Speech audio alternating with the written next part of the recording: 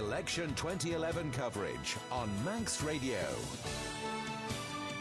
Our coverage continues today with Quintin Gill, 51 years old, born in Blackburn, served in the Royal Navy possibly as well, for 4 years as a probation officer in the island for 5 years and as a social worker, a Port St Mary commissioner for a short time before being elected in 2001 for Rushen. Good morning, Mr Gill. Morning, John.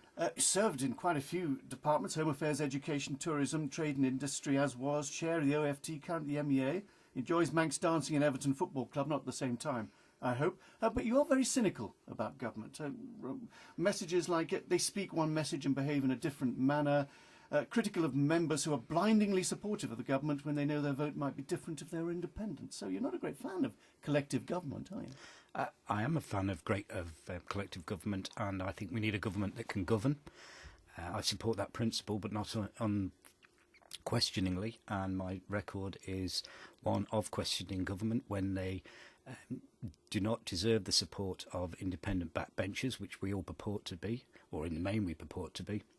Then I will not support them. I don't see that that's cynical. I see that that's honest. Yeah, but you've been a backbencher now for 10 years. It's about time you thought about being a minister, isn't it? Well, that's not a matter for me to decide whether I'm a minister or not. But is that your ambition?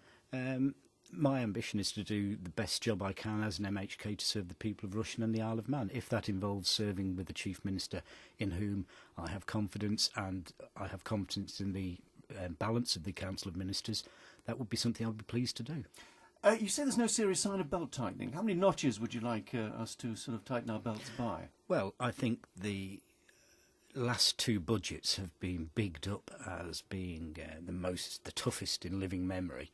And frankly, that's not proved to be the case. But isn't that the trick? Coming out with something that doesn't necessarily have to make everyone wince with pain.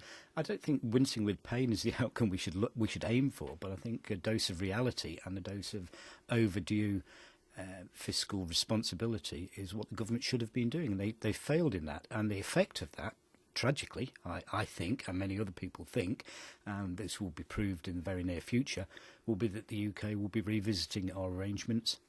And we will be seen to have not responded in an appropriate manner, and we will have further cuts imposed upon us. We shouldn't be giving the UK all the money they want, should we? I mean, we should be negotiating hard, which is what presumably we've done. Well, you would hope so, that would be a given. It remains to be seen whether that proves to be the case. We should support the police in what they do, not what they want. You think the police are being over-ambitious about the powers that they require? That comment was made in respect of the recent Criminal Justice Miscellaneous Provisions Bill, which was an absolute disgrace. The Minister, in public evidence, the Home Affairs Minister, could not answer the straightforward question of what is the difference between what is a need and what is a want. In that case, it was specifically in relation to what the police asked for.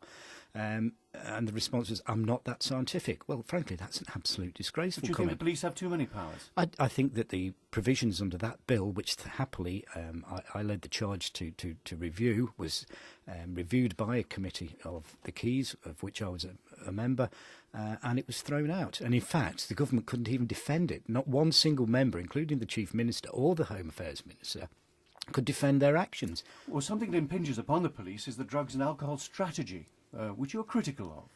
Yes, I think if you ask three questions in relation to the drug and alcohol strategy: should we have a strategy? Yes.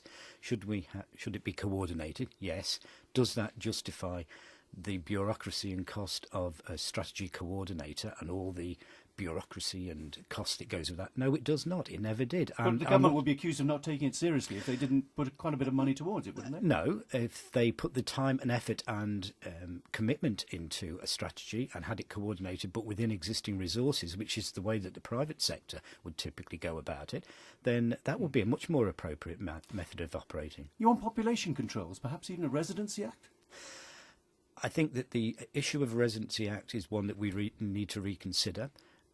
We should be absolutely clear. Immigration was an election issue in the last election. I proposed a select committee which looked into immigration matters. I'm a firm believer in the value of immigration as much as emigration as a cyclical and important part of island life. Residency control is a more complex issue, and we need to be... But you'd like it to be revisited? I would like it to be revisited, yes.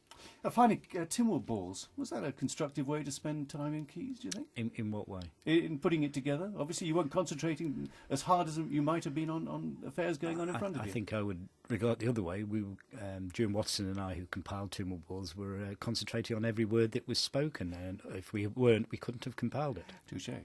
Thank you very much. Quintin Gill, for being on the programme with us today. It's Mandate, it's 8 o'clock. Mandate, in association